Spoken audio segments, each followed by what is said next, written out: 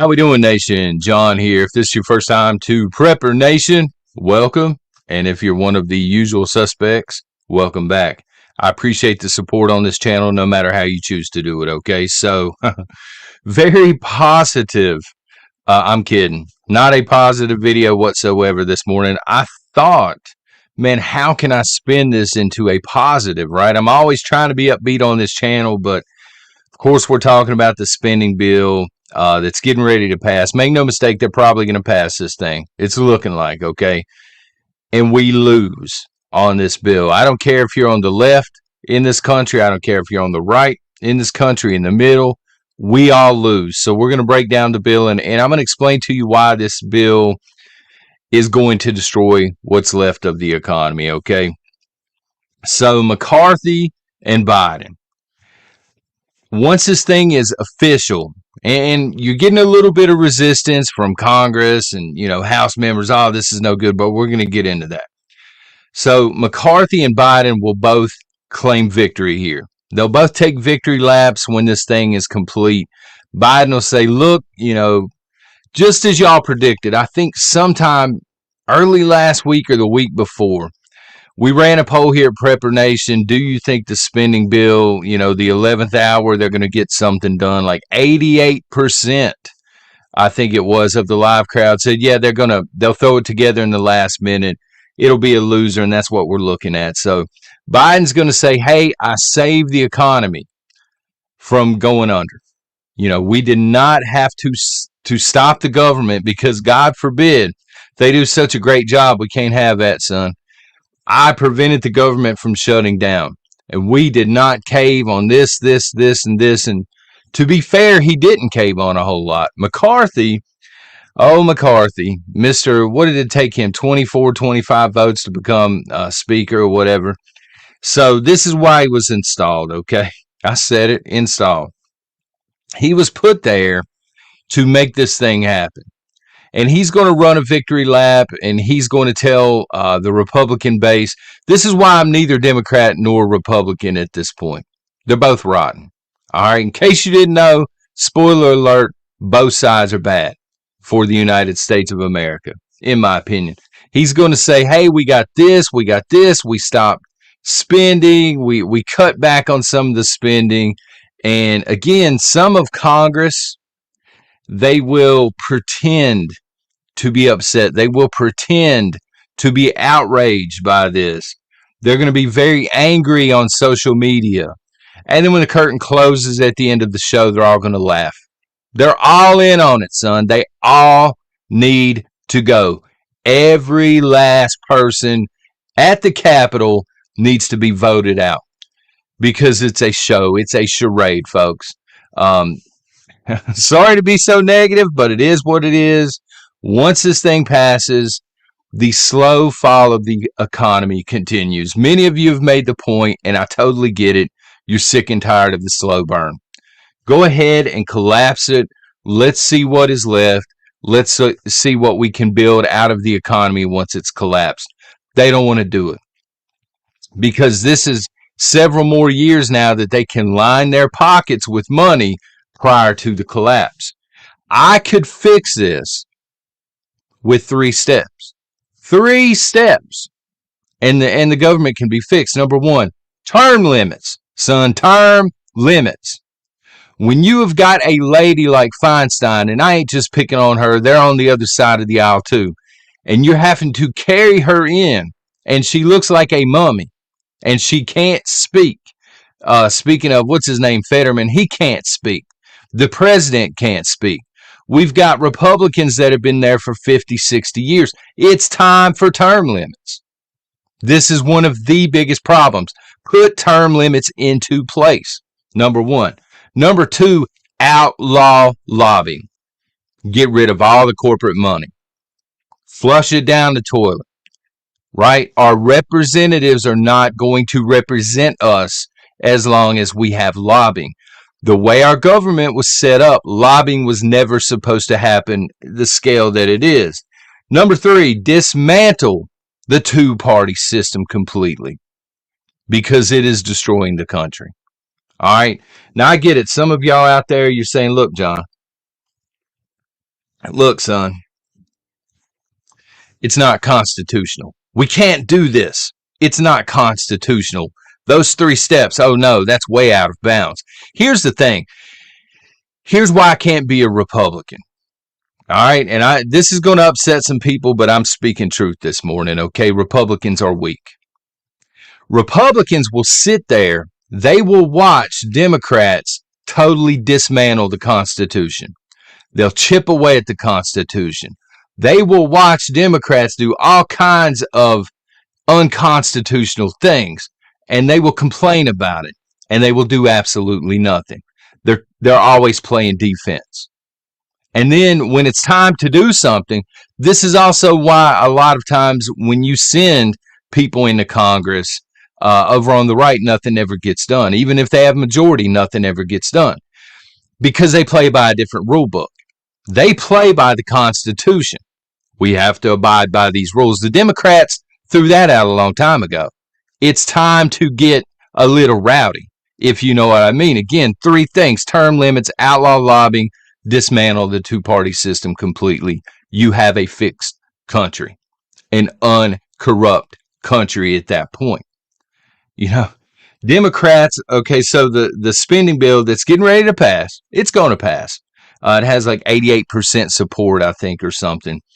And again, the other 12%, they're pretending to be upset just so they can go back to their base and pander and say, well, we tried to stop them. We didn't have enough votes. Kick them all out. Every last one, like alley cats. You pull the tail up, you give them the size 13 in the rear end, and you tell them to hit the bricks. Democrats are upset because student loan forgiveness, which is a fancy term for saying, hey, this debt's gone. Student loan forgiveness is not going to be a thing. And Democrats, a lot of them, 20-something, they're realizing, oh my God, we got lied to. How could Joe Biden lie about this? Joe Biden knew this thing was not going to pass, son. He used you. If you're out there and you're 20-something and you were dependent on this and you wanted that student loan forgiveness, you got played, son. It's quite simple. You got played. I knew from the jump this thing is never going to pass. Does the government have enough money, in theory, to get rid of it? Yeah, with the stroke of a pen. It doesn't mean I'm a fan of it.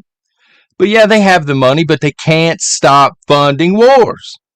They can't stop funding illegals.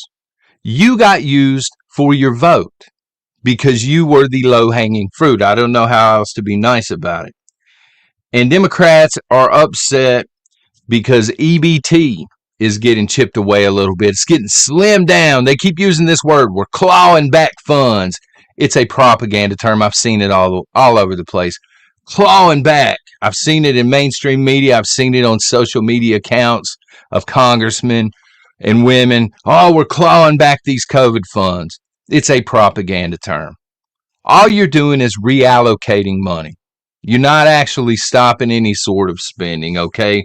But they're slimming down EBT. Some Democrats are upset over this. But all Republicans really got out of this one, you're single males who are capable of working, able-bodied, with no children. They have to work X amount of months out of a year, and they can collect food stamps.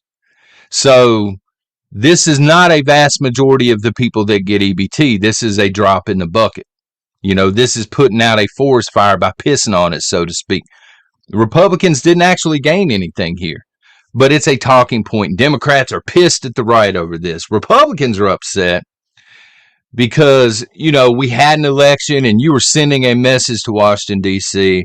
We don't like these 87,000 new IRS agents. We got to defund that. Well, McCarthy did that. He defunded from 87,000 to 85,000.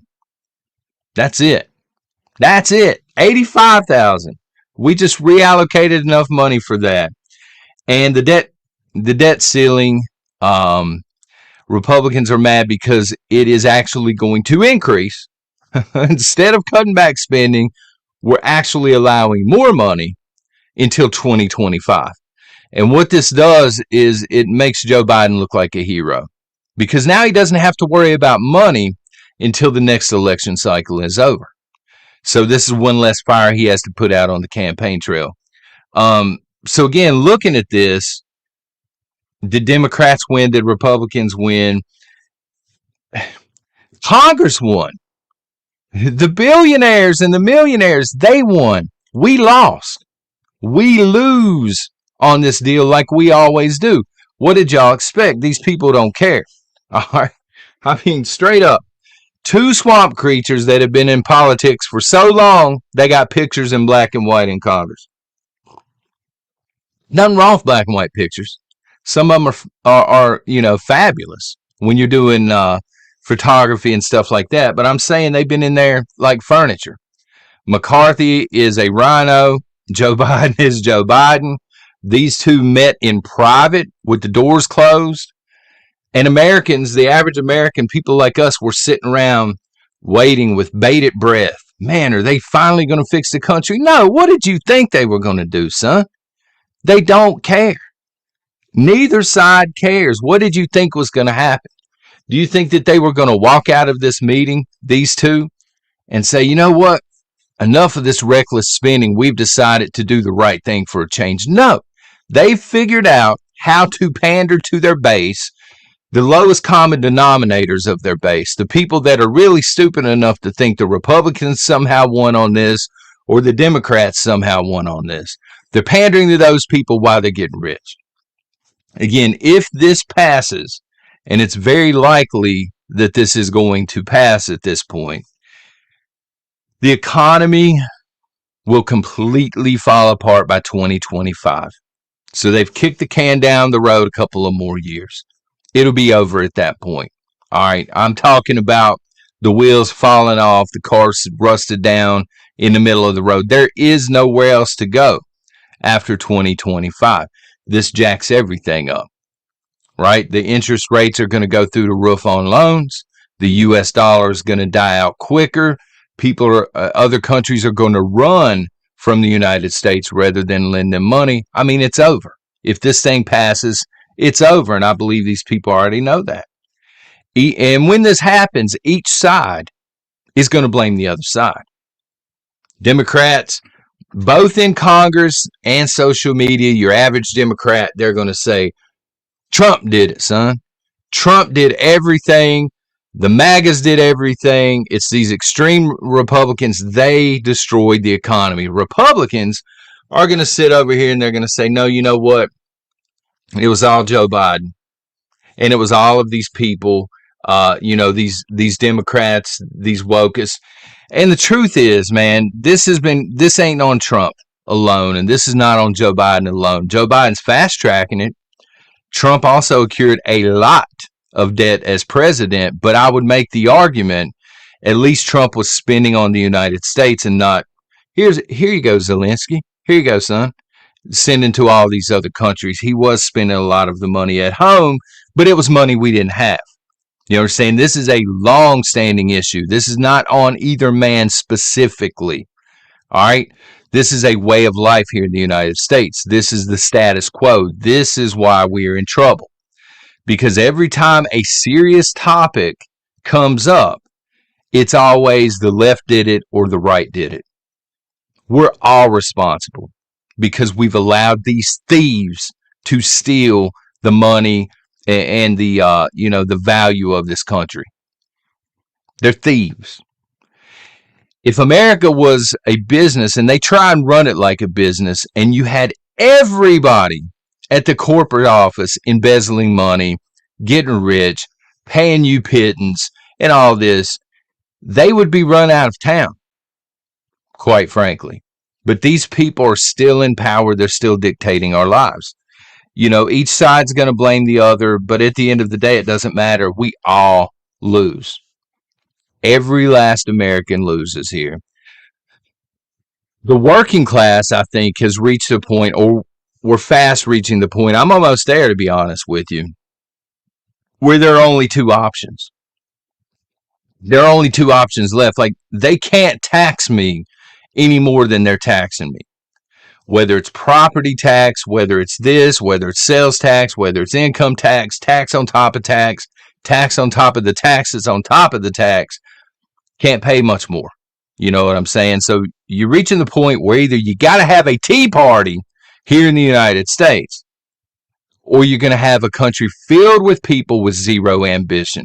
And I think it's about 50-50 right now. I think there's some people in the United States that are ready for a tea party. And there's some people in the United States that have just given up. They have zero ambition. They're okay with living in somebody's basement and just skating by, not even worrying about it. They're not chasing the house and the picket fence and the normal life, as I will call it, anymore. Morale in America is at an all-time low. I think, I'm speaking to the choir on that. If there's no American dream, what's the point? Seriously. The American dream to me, and it can mean so many different things, but for me, the American dream is you can come from anywhere and you can work hard, or as the mainstream media, claw it back. You can work hard and you can put yourself in a better position and you can have a good life. But it's reached the point now where you're punished for working hard because your taxes just go up. You're not actually gaining much of anything. You know what I'm saying? If you can have the same lifestyle working 10 hours a week or not even working at all that you can working 80 hours a week, what's the point in having an American dream? If you can never catch it, you're not going to have many people chasing it anymore. And this is a problem here in the United States. Not enough people are talking about this. And a lot of it, again, has to do with this left versus right gotcha attitude. We got you. It's Trump's fault. We got you. Look what he did. Biden's fault. We got you, son. Look what Biden did. We're all getting got, son. That's the point I'm trying to make this morning. We are all getting got. We're over here arguing which side is better, which side is worse. And we're all being taken advantage of. Think about that. All we are to these people are tax revenue and votes. Every demographic in the United States of America, whether you break it down financially, whether you break it down by race, religion, they're all being taken advantage of. As much as we talk about the illegals flooding this country, when you step back, and I'm angry about it too, but when you step back, can you really blame the illegals for coming here and getting a free ride? Because I don't. I mean, if it's guaranteed to them and they're just going to let them waltz on in, why wouldn't they do that? It's on our government. Is it not? When you look at the American taxpayer, the middle class, what's left of it, and the working class, really no middle class anymore. It's the working class always paying taxes. You're being used for your revenue. That's it. They don't care about you. They'll tell you that. You'll see ads on TV, see ads on social media. They hate you. They don't want you to be a part of the system anymore. They're literally trying to replace you, but they need you out working. They need you to be that light bulb so they can take advantage of you, or that battery, I should say. Every demographic, you get into the minorities in this country, they're being taken advantage of because they're being lied to every 4 years for their vote. They're being promised the world and given magic beans after these people are elected. We're all being used. But hey, climate change.